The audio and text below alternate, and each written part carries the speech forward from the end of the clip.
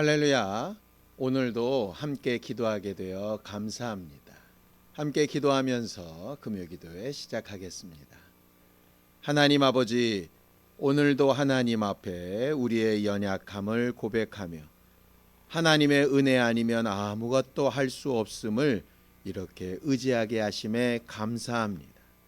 하나님, 우리는 하나님 앞에 날마다 은혜와 예수를 아는 지식에서 자라나가기를 원하고 그 말씀이 우리 안에 잘 경험되어지는 신령하고 거룩한 삶을 살게 되어지기 원합니다.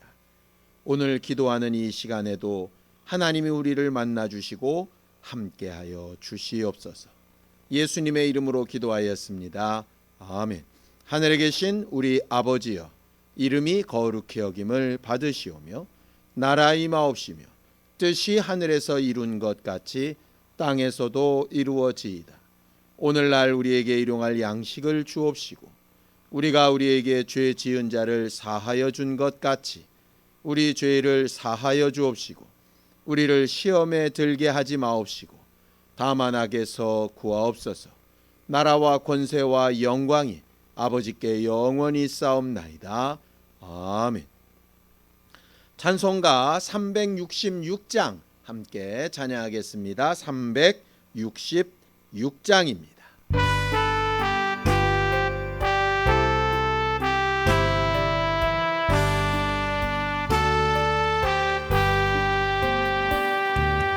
어두운 내 눈 밝히사 진리를 보게 하소서.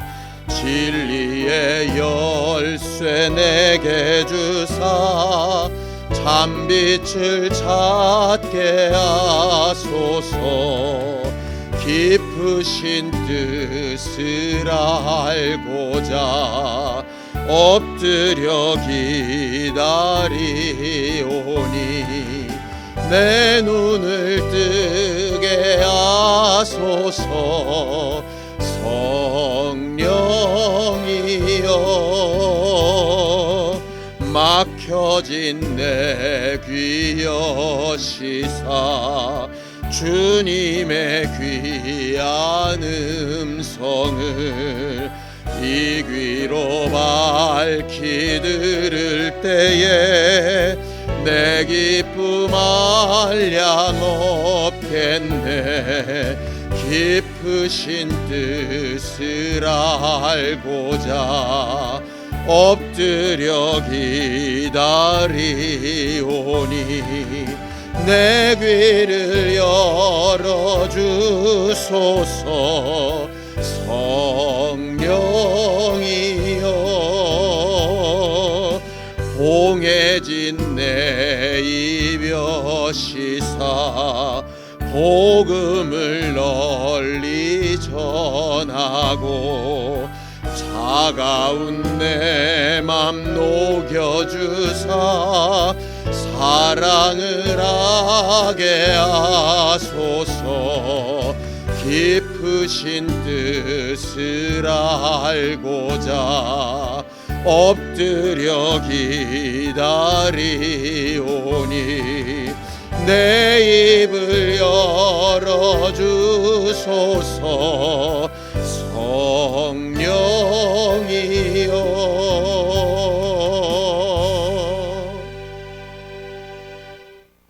하나님 아버지, 오늘도 말씀을 전하는 입술과 말씀을 나누는 귀와 또 그 말씀을 받아들여야 될 마음과 생각을 성령으로 열어주시고 소통케 하여 주셔서 하나님이 우리에게 주시고자 하시는 것들을 제대로 알고 행할 수 있게 하여 주시옵소서.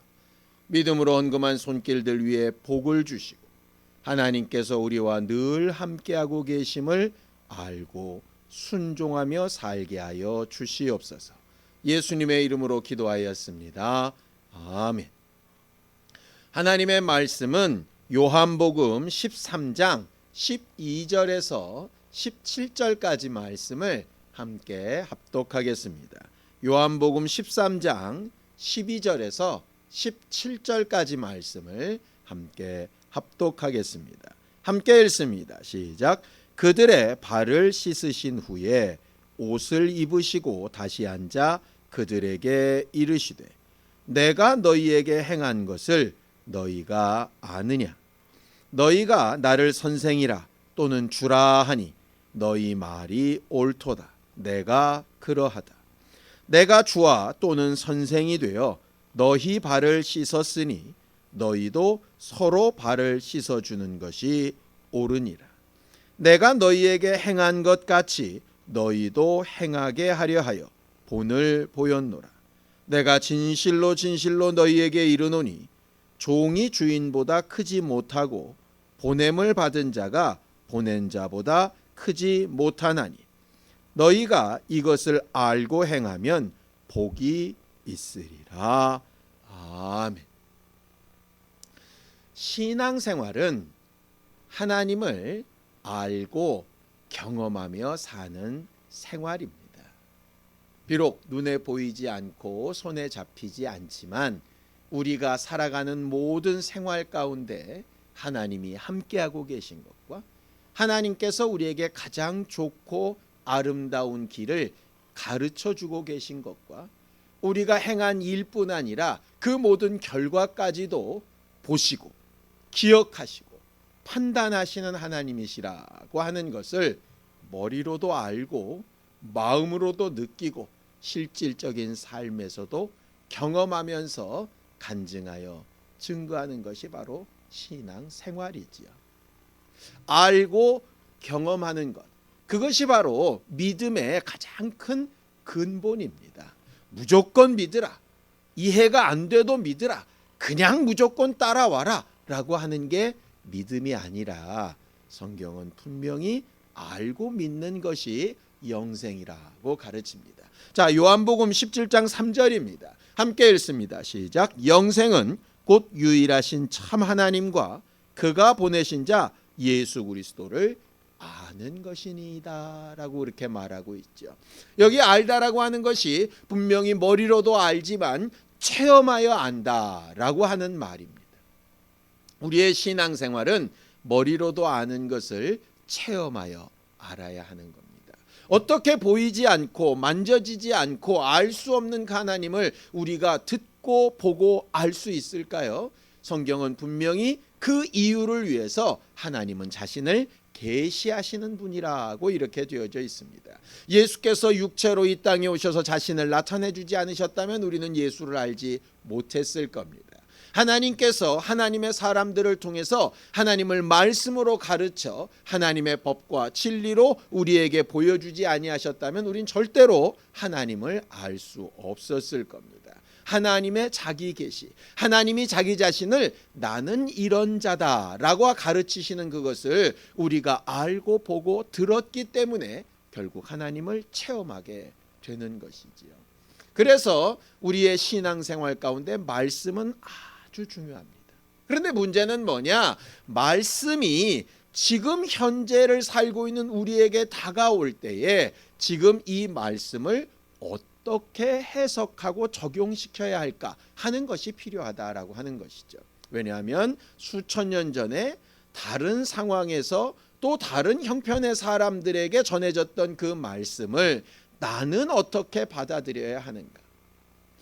그때나 지금과 상관없이 동일하게 적용되어져야 되는 말씀도 있고 그 상황에 따라서 해석이 필요한 말씀도 있기 때문에 과연 이걸 어떻게 적용하고 알아야 하는가 하는 것에 문제가 남는 것이죠. 하나님은 어제나 오늘이 동일하시지만 그 말씀을 받는 우리가 상황과 형편들이 달라질 수 있기 때문에 이걸 어떻게 적용시키고 해석할 것인가 라고 하는 데 영감과 지혜가 필요합니다. 그래서 성경은 이렇게 기도하라 라고 하시는 것이죠.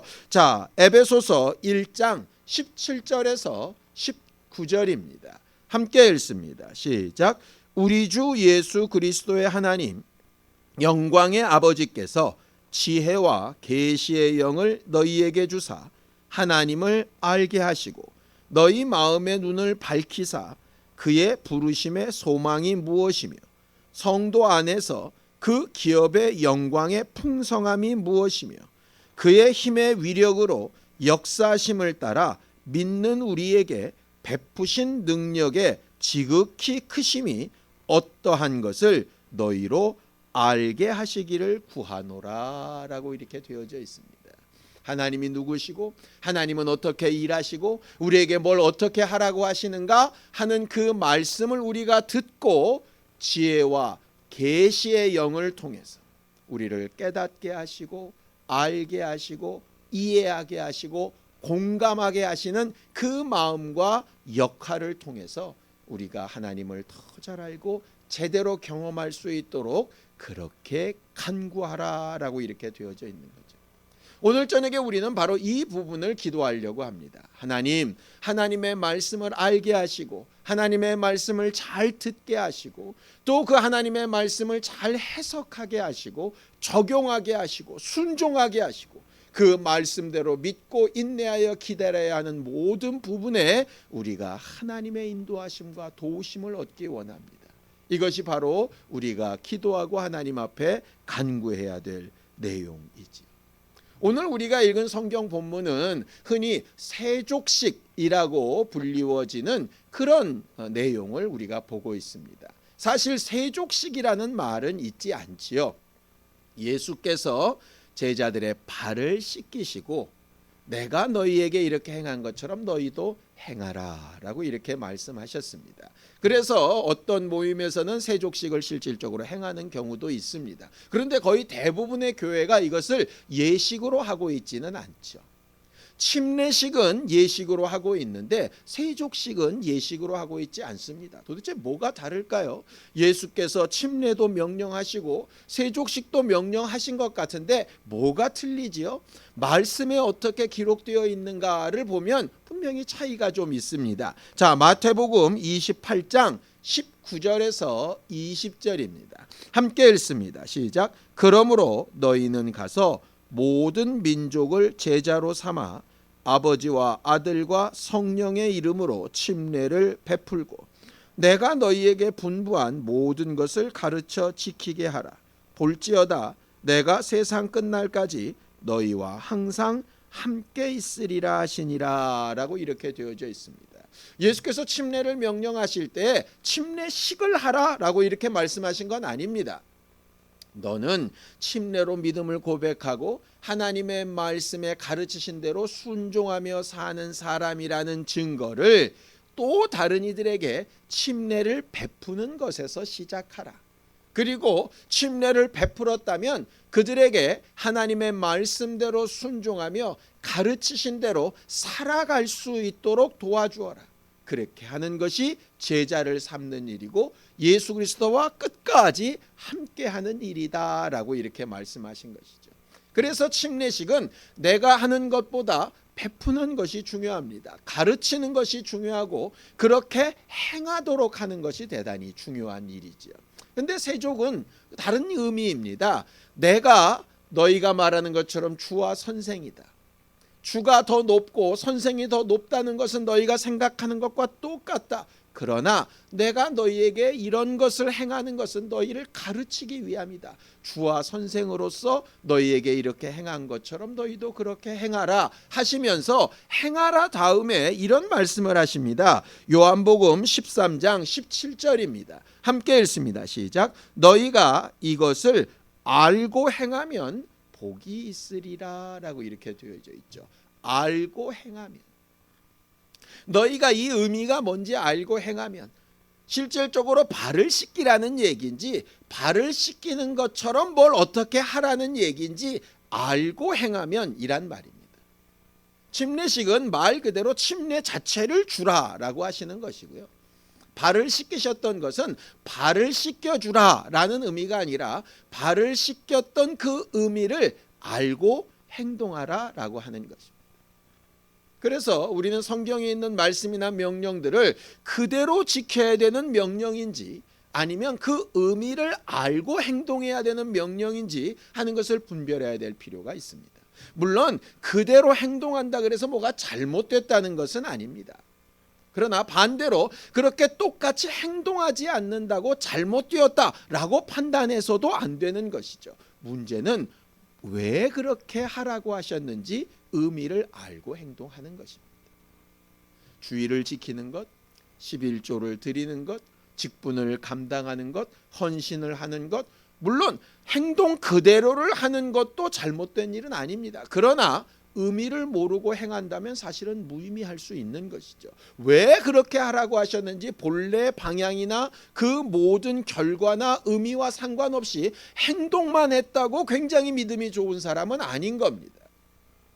예수께서 이것도 행하고 저것도 버리지 말라 하셨듯이 알고 행동하는 것이 가장 중요하죠. 오늘 이 사건 가운데 예수는 이렇게 말씀하시는 겁니다. 먼저 부름을 받고 먼저 아는 것이 많고 먼저 행한 것이 많이 있는 자가 더 크다는 것 당연한 일이다. 그러나 그 큰 자가 자기의 큰 것을 자랑하는 것이 아니라 그렇지 않은 자들을 섬기고 노예처럼 그들의 발을 닦아주고 낮은 자세로 행해서라도 그들도 또 알고 그러한 삶을 살 수 있도록 잘 인도하는 자가 되라라고 하시는 것이죠. 이 사건 이후에 가룟 유다 사건이 나옵니다. 예수께서 함께 만찬을 하시고 가룟 유다에게 여러 가지 말로 경고를 하시죠. 이 떡그릇에 나와 함께 손 넣는 자가 나를 파는 자다. 그 자는 이 땅에 태어나지 않았으면 좋았을 뻔했다 라고 여러 가지 말씀을 하십니다. 그리고 속히 네 일을 하라라고 하시는 말씀까지 하시죠.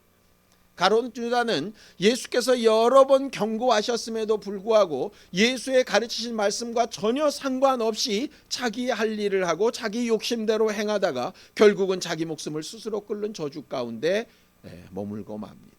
왜 그렇게 됐을까요? 첫 번째는 예수의 말씀을 제대로 듣지 않았기 때문입니다. 도대체 무슨 말씀을 자기에게 하시려고 하는 건지, 왜 이런 말씀을 나에게 하시는 건지 자신은 생각해 보지 않은 것이죠.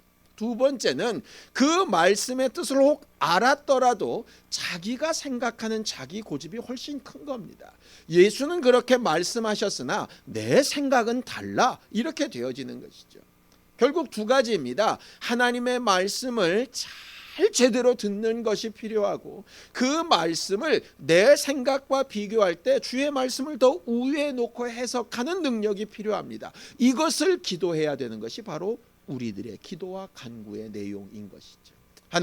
하나님의 말씀을 잘 듣게 하여 주시고 들은 그 말씀이 내 생각보다 월등함을 인정하게 하시고 그 말씀을 인정하여 순종할 때 약속을 지키시는 하나님의 그 능력을 체험하게 해달라고 기도하는 것이 필요한 겁니다. 예수께서 어떻게 어디에서 예배하는 것이 옳으냐라고 묻는 사마리아 여자에게 이렇게 말씀하신 적이 있지요. 자, 요한복음 4장 22절입니다. 함께 읽습니다. 시작. 너희는 알지 못하는 것을 예배하고 우리는 아는 것을 예배하노니 이는 구원이 유대인에게서 남이라고 이렇게 되어 있습니다.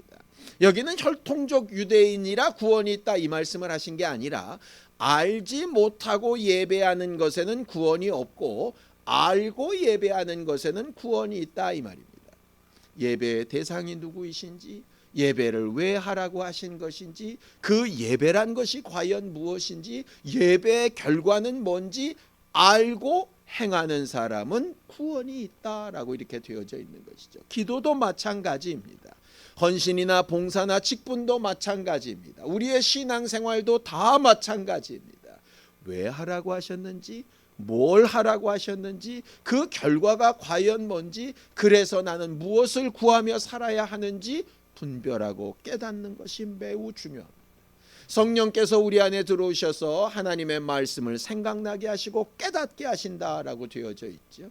우리의 기도는 그런 성령께서 우리에게 하나님의 말씀이 생각나게 하시고 깨닫게 하여 주시기를 기도하는 겁니다. 알고 행하는 자는 복이 있으리라. 오늘 저녁에 우리가 함께 기도하며 하나님 앞에 간구하는 모든 내용도 알고 기도하고 알고 간구하는 것이 되기를 예수님의 이름으로 축원합니다. 그저 답답한 마음에, 그저 내가 안타까운 심령에 여러 가지 말을 많이 해서 응답이 있다라고 착각하는 것이 아니라 하나님이 구하라고 하신 것, 하나님께서 정말 의지하라고 하신 것, 하나님께서 이렇게 행하라고 하신 것을 분명히 알고 지혜와 계시의 영에 힘을 얻어 간구하며 기도에 성공하는 우리 모두가 되기를 예수님의 이름으로 축원합니다. 기도하시겠습니다. 하나님 아버지, 우리는 하나님을 알고 믿고 순종하며 주님 부르시는 날까지 살아갈 때에 알지 못하고 행하는 자들이 아니라 알고 깨닫고 잘 순종하여 하나님의 뜻이 우리 안에 이루어지는 것들을 보게 되어지기 원합니다. 믿음에 믿음을 더하시고 하나님께서 열린 마음과 심령들을 허락하여 주시며 지혜와 계시의 영을 더하여 주셔서 아는 것을 행하여 구원과 복에 이르는 우리 모두가 되도록 도우시고 인도하여 주시옵소서. 이제는 우리 주 예수 그리스도의 은혜와 하나님 아버지의 극진하신 사랑과 성령님의 감동하시고 함께 하시는 분명한 증거가 하나님의 뜻을 알고 기도하며 응답받기를 원하는 우리 모두 위에 이제부터 영원까지 함께 있을지어다. 아멘.